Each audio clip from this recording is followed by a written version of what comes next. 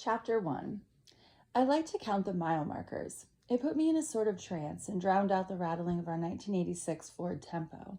I glanced at my mom, struggling to hold the wheel, careful not to use her right hand, which was sore from too many pokes because the nurse couldn't find a vein. She looked pale, clammy, and exhausted, and I wished more than anything I was old enough to drive so she could relax. Then the car sputtered, jolted us forward, and began to slow. Oh no, her voice dragged. She pulled the car off to the side of the road and plucked a stray cigarette from the bottom of her purse. What's going on? I tried not to sound frantic, but my voice cracked. We were surrounded by a muddy field, which had yet to be sown in corn or soy, the only two crops anyone ever grew around here. There were no other signs of life around. Looks like we're goners, she teased. We didn't have a cell phone, and this was the only case in which anyone said we'd really need one. The common sense phrase, well, what if you get stuck on the side of the road, rang in my ears. We passed mile marker 54 a while back, I said, trying to offer her some context, anything to get us out of this mess. I don't know anything about that. She looked down the road as if she could summon our rescue, and I believed she could. But for goodness sake, we've made this drive enough times. We've been going back and forth for 10 years. How far do you think we are from the marathon station? I shrugged. 20 miles? Pah, she exhaled, releasing some smoke. No way. It's got to be more like 2 miles tops. She rubbed her sore hand and looked at her eyes in the rearview mirror. I could tell she was thinking about how to pull this off, if her body would allow her to pull this off. Maybe we should just wait. We got out of the car and started walking into the field. The thick mud swamped my sneakers and seeped into the small tears around the soles. Gotta get far enough away or we'll be a target. People will lose their focus and drive straight into you if you're not careful. After what felt like forever, a maroon Mustang pulled up and a scraggly older man popped his head out. He hollered out into the field. Need some help?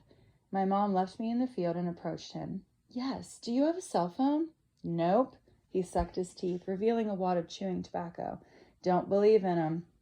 Well, can you drive us to the marathon up the road? Sure, the man waved out to me, and I followed my mom into his car. The back of the Mustang reeked of cigarettes. The leather was sweaty and my shoes leaked muddy water into the interior. Think it'll only be a couple of miles, my mom said as the man eased back onto the road. We really appreciate it. No problem. Where are you coming from? Memorial. I have treatments once a month, but it feels like we live there. Oh, sorry to hear that. The man's eyes grew distant, making the face people often made when they learned about my mom's condition. Why isn't this one in school? Homeschooled. My mom didn't skip a beat. But that was a lie. The truth was, I didn't make it an hour into class that day before one of the boys who sat behind me blew a chewed-up piece of gum into my hair. When I tried to pull the wad out, it got stuck between my fingers. The teacher gave me a nod, my nonverbal permission to leave the room.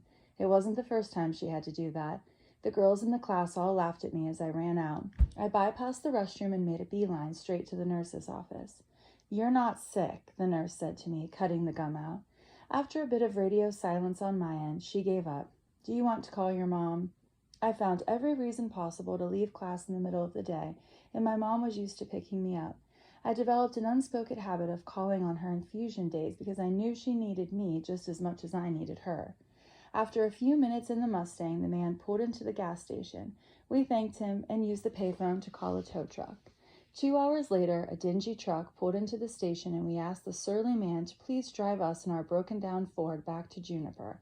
He huffed, but agreed, and spent the entire drive telling us how he often felt like nothing more than a cheap taxi service, constantly rescuing stupid people. No offense, he said on repeat. The rates are too low, he explained. By the time he paid for gas, he barely had enough to cover his time. Apparently, we were lucky he answered our call for help at all. When we got back to Juniper, my mom cut him a check, looking like she was handing over her firstborn. Still, he took it, gave half a smile, and left us standing in front of our old house. That wasn't so bad, she turned toward me, giving me a triumphant look. But I didn't see it as a triumph. We need a cell phone. Who would we have called anyway? She had a point. No one around here had any money, let alone time, to help us. We're on our own.